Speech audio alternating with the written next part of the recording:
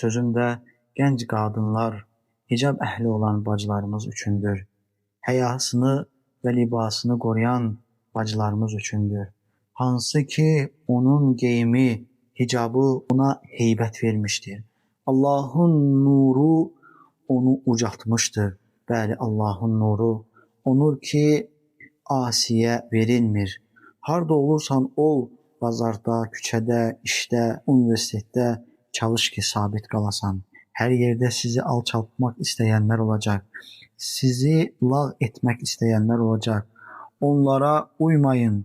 Onlar sizin heybətinizi, sizin nurunuzu əlinizdən almaq istəyirlər.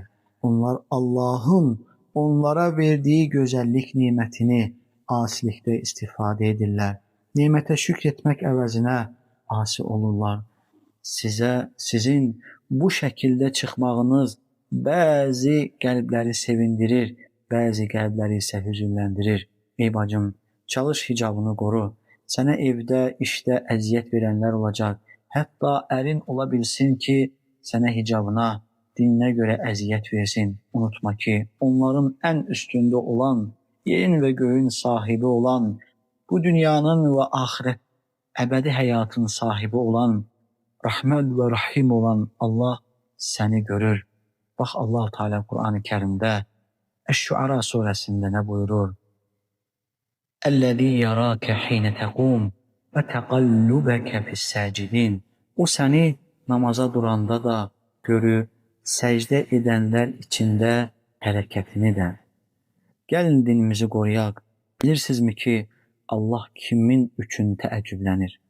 O şəxs ki, cavandır, güclüdür, hər günahı etməyə gücü çatır. Ancaq Allah üçün o günahı tərk edir. Allah onun bu əməlinə təəccüblənir, sevinir. Əgər Allah sənin etdiyin şeyə görə təəccüblənirsə, sevinirsə, gör Rəbbinin sənin üçün olan mükafatı necə olacaqdır. Əgər itaat üzərində olarsansa, onunla görüşənə qədər sabit olarsansa, bu din üzərində ibadətini ixlasla və Peyğəmbər sallallahu aleyhi və səlləmin sünnəsinə uyğun bir şəkildə edərsənsə, Allah-u Teala qiyamət günü heç bir kölgənin olmadığı bir gündə səni Rəbbin ərşinin kölgəsində kölgələndirəcəkdir. Allahdan uzaqlaşma. Dünya həyatı bərbəzəyi bizi aldatmasın. Allaha dönək. O bizə analarımızdan daha mərhəmətlidir. Tövbə edənin tövbəsini qəbul edəndir. Allah Teala buyurur ki: "Qul ya ibadiyellezine asrafu ala anfusihim la taqnatu min rahmetillah." De, ey özlərinə zülm etməkdə həp aşan bunların, Allahın rəhmətindən ümidinizi üzməyin. Tövbə etdiyiniz zaman Allah Teala bütün günahları bağışlayandır. Allah Teala tövbə etdiyimiz zaman tövbələrimizi qəbul edəndir. Etdiyimiz günahların üstünü örtəndir. Bir şey istədiyimiz zaman o şeyi bizə verəndir. Bilmək lazımdır ki, biz əgər Rəbbimizə dönməsək, Rəbbimizə itaat etməsək, bizi qiyamət günü Allahın əzabından kim xilas edə bilər ki? Şübhə yoxdur ki, o günün sahibi, din gününün sahibi Allah Subhanahu və Teala'dır. Və bugün bizim də o günü nicat tapmağımıza səbəb olan amillərdən, əməllərdən biri də Rəbbimizə iman gətirməmizdir. Rəbbimizin əmrlərini yerinə yetirib qadağan buyurduğundan çəkinməyimizdir.